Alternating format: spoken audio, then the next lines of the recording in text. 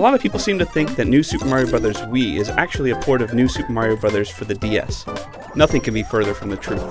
While both share the same 2D platformer style of gameplay, the Wii version is an entirely different game. All of the levels are brand new, there are new power-ups, and most notably, the multiplayer is new. And if that wasn't enough, this game combines a lot of elements and throwbacks from the very best of the 2D Mario platformers. In other words, there's a lot to get excited about. The biggest addition to this game is the 4-player co-op.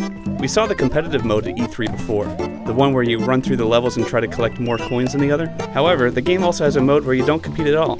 You can play as Mario, Luigi, or 2 generic Toads. In an excellent move, Nintendo's included the option for players to drop in or drop out at any time. All characters have the same abilities, so this isn't like Mario Bros. 2 on the NES. So how is the game different in multiplayer? Obviously, you're going to have to work together to get through a stage. Some of the out-of-reach power-ups and giant gold coins can be snagged with teamwork by either bouncing off each other or picking up and throwing a buddy.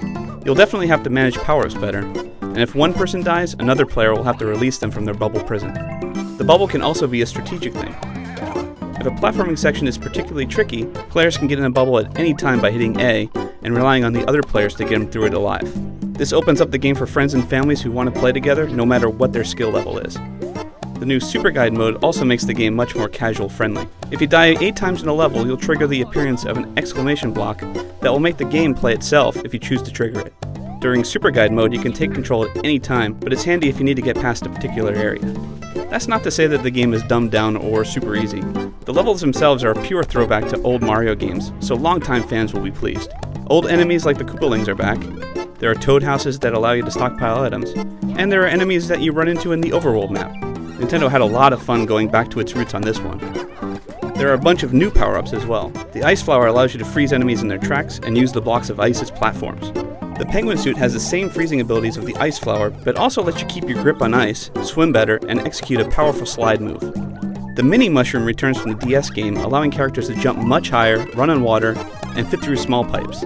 Finally, grab the Propeller Suit to execute a super high jump and slowly glide back down. From what I played so far, New Super Mario Bros. Wii has a lot of promise. And keep in mind I've only gone over the basics here. There are a lot of surprises left in the Mushroom Kingdom. Look for the game to hit stores on November 15th, and keep checking IGN for even more coverage on all things Mario.